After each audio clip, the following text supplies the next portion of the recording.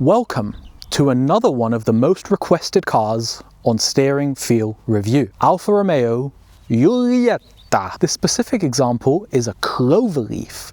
The 1.8 turbo, the top of the range. It's got bigger brakes, slightly tweaked suspension, and 235 horsepower. I'm really excited to drive this. These get compared to Golf GTIs quite a lot. What I'm really hoping for is that this will be a livable daily driver, but gives me some of those feelings I really want on a spirited drive. These are all the things I test. Every one of those is a chapter down below, so you can skip to the section you're most interested in. The fact owners allow me to be honest about their cars, I believe sets this series apart on the internet. So thank you all, and none more so than Ben, who has brought this Giulietta Cloverleaf today. This car has a wheelbase of 2,634 millimeters. This car has a steering rack ratio of 12.5 to 1, which is on the extreme quick end, should result in a very fast steering response. The only way we can find out how it feels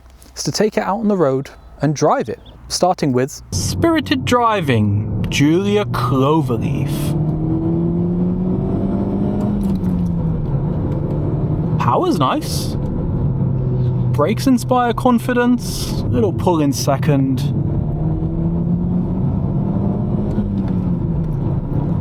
I really do like this.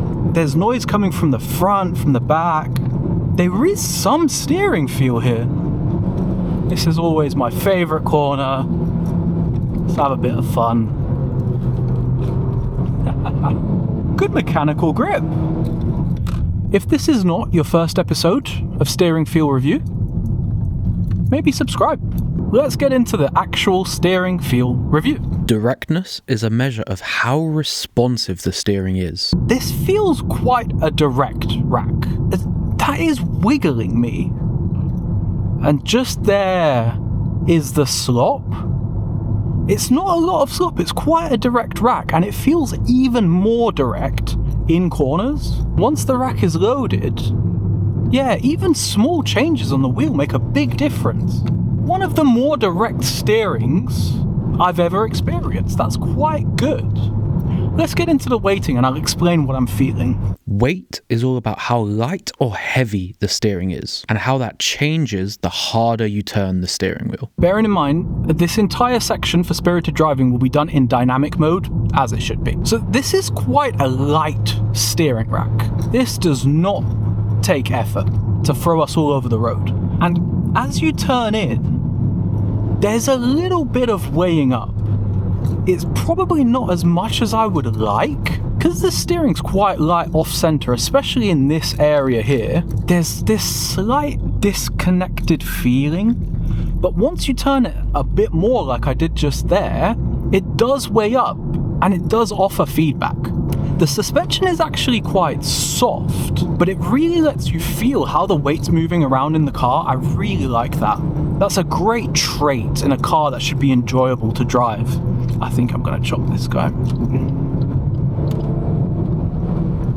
Let's get on to texture. Texture is all about the feeling of the road through your hands. I feel this may be the weakness of this car, the feel of the road. The steering doesn't really communicate. It definitely isn't telling me about grip levels as I'm going around corners. It's definitely an electric steering rack. It feels somewhat numb as far as the texture goes, but then the weighting is kind of making up for it. Like there's loads of weighing up, but now it's like my hands kind of don't need to be on the steering wheel. That part is a little bit disappointing. I just came out of a Fiesta ST, and I was blown away by the fact that that was an electric steering rack, but still gave you texture, still told you what was going on with the road. This car, not so much. Daily driving a car with a lot of texture that's vibrating in your hands all the time is quite annoying. So I understand why manufacturers remove it, and especially Alfa Romeo. What the fuck? That is one I have never seen. Whoa.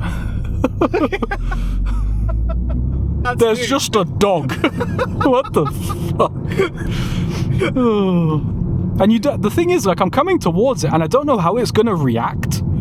Sheep are really good with cars. Yeah, they know what they're doing. Correct, but this dog is just like, you don't know what it's going to do. Fuck me.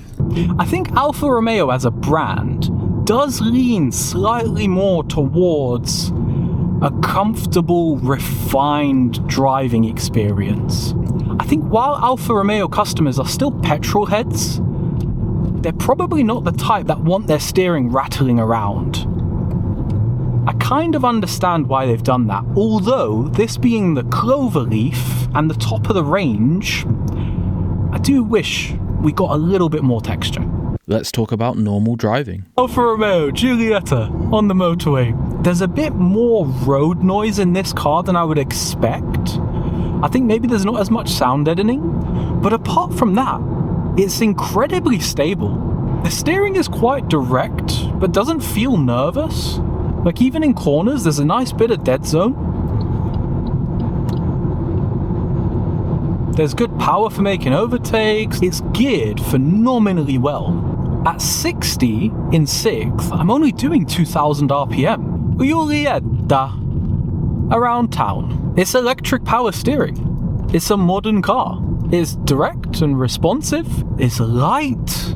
There's just like a little bit of resistance coming off center, which I think is Alfa Romeo just trying to hold on to its sportiness despite making quite a comfortable, nice car. What's the self-centering like? Oh, very nice. Perfectly calibrated. What's a Giulia like to park?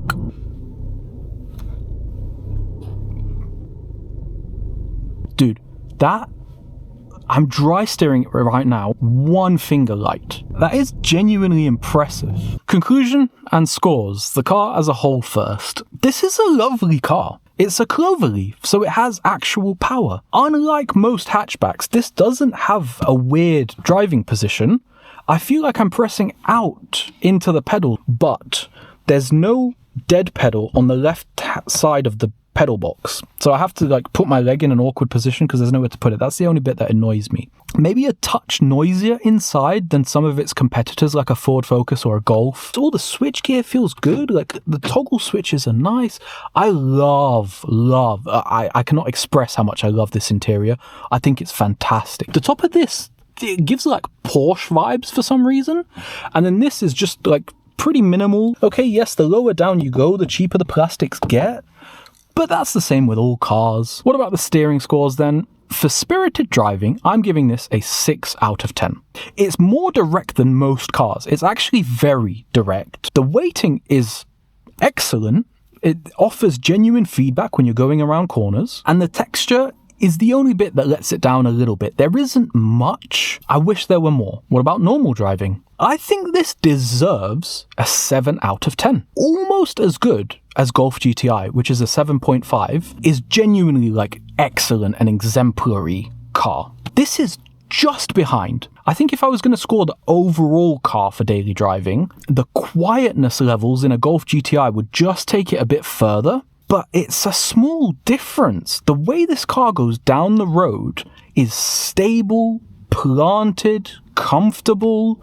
Around town, it's easy, maneuverable, light. 7 out of 10 is an excellent score. Coming here, I don't really know what I expected. I thought this was going to drive kind of like a Golf GTI. I think this car drives how people imagine Golf GTIs to drive. Quite sporty, but then still very good every day. The reality of Golf GTI is that it's numb and disconnected and drives like a tissue box and is very good for normal driving. If you're considering some of these cars, drive this and a GTI and you will be blown away by how much more interactive this car is. YouTube really thinks you should watch this video next, but I think you should watch the steering feel review playlist, specifically the VW Golf GTI, because it's such a good direct comparison. My name's Mick, I drive cars, peace.